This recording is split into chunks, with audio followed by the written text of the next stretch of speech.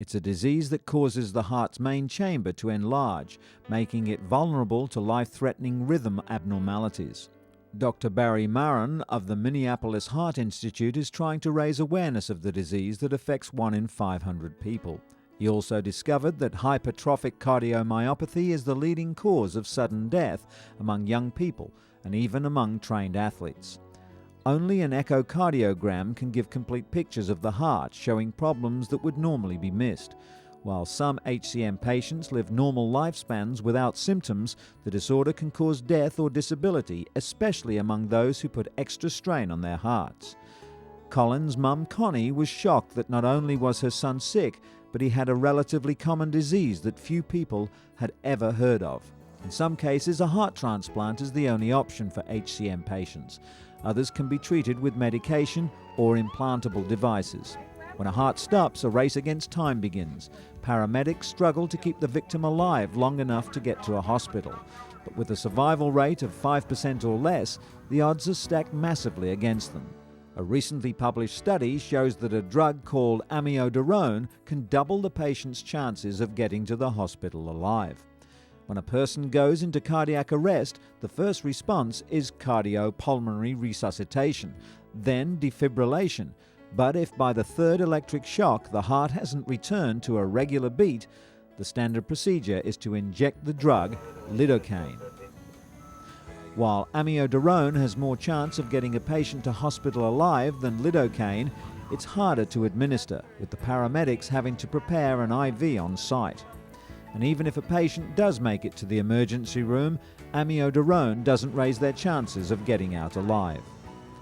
Another study in the New England Journal of Medicine has shown that ice packs used to chill the bodies of cardiac arrest victims will dramatically reduce neurological damage from stroke. Scientists are advising that ambulances should carry ice packs to be placed on a patient's body immediately. Applied in time, the cooling can improve their chances of surviving with little or no neurological damage.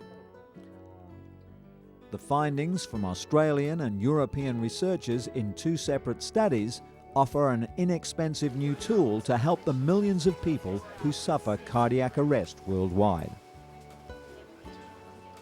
While CPR or a defibrillator can restart the heart, a series of brain-damaging chemical reactions may have already started if too much time had elapsed.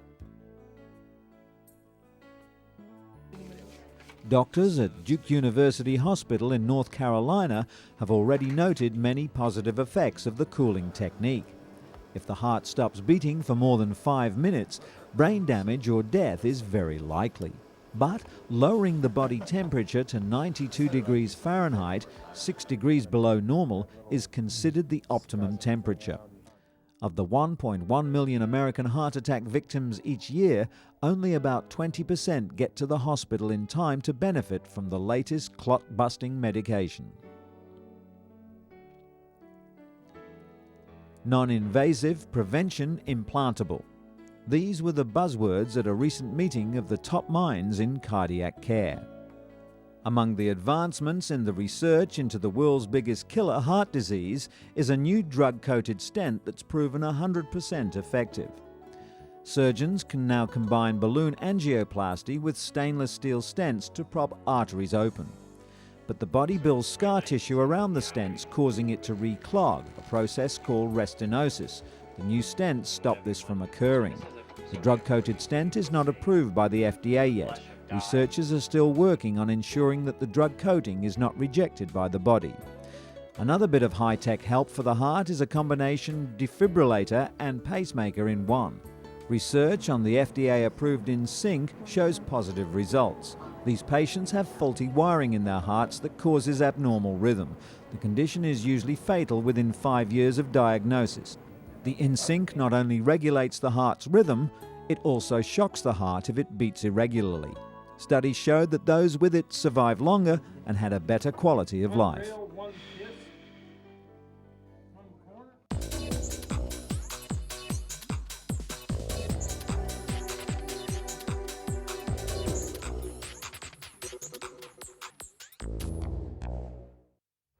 Japan's snow monkeys have known for ages the joys of a hot outdoor bath in the middle of a cold winter's day.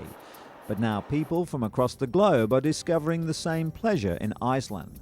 The Blue Lagoon is an outdoor spa created from the runoff of a geothermal power plant. Never mind that the temperature outside is below freezing, the warm waters in the lagoon average a comfortable 100 degrees Fahrenheit. But these waters offer more than a pleasant excursion on a cold day. The lagoon's mineral content is known to cure common skin ailments like eczema and psoriasis. According to scientists, the unique ecosystem of blue-green algae and silica mud coupled with the location's unpolluted surroundings form the treatment's foundation. The medicinal attributes of the water were discovered by chance. Today, the lagoon runs a skin therapy outpatient clinic. Treatment for psoriasis takes about 4 weeks. The cost for Icelanders is covered under the country's national health insurance.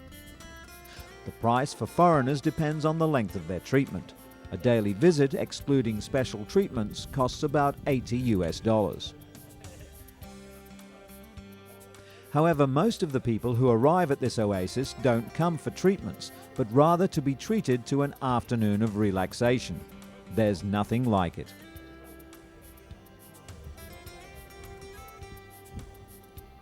That relaxed feeling is shared by many. Last year, 315,000 people visited the lagoon, more than the entire population of Iceland. In the South Pacific, where it's grown, kava is considered the drink of the gods. The root can help people relax, de-stress, and ease pain. James Adelson has used the kava that he sells in his New York City store to deal with anxiety. But kava is coming under increasing scrutiny by regulators in the Western world, where researchers have linked the herbal remedy to over 24 cases of hepatotoxicity or sick liver condition. Several people have needed liver transplants, and one person died after using it. Dr. Roberta Lee, the medical director at the Center for Health and Healing at Beth Israel Medical Center in New York, has studied kava extensively. She believes the problems arise when it's processed into capsule or liquid form. Already Australia, the United States, Canada and some European countries are warning people about kava. Kava products have been withdrawn from many store shelves in the UK. The Swiss have banned them, and the German government is considering making them prescription only. According to Dr. Lee, this action may be slightly hasty, considering the side effects of kava are as dangerous as those from prescription anti-anxiety drugs. Locals in this small northern Nicaraguan community picked the small flat leaves from the tamarindo tree for their medicinal value. The popular remedy known as fresco de tamarindo is said to cure disorders like inflammation and digestive problems. A native to tropical Africa, the tree spread to the tropical areas of the Americas and West Indies. First, the leaves are ground into a fine pulp. Then they're steeped to release the plant's medicinal properties. After the leaves are strained, the juice is ready to drink. It can be used to treat fevers and as a gargle for sore throats too. The pulp, which is dried and packaged, can also be sprinkled into food, as it's known to help those suffering from stomach upsets. Locals swear by the medicinal properties of the tamarindo tree and say it's as effective as Western drugs, which are either unavailable or out of the financial reach of most of the residents of this small community.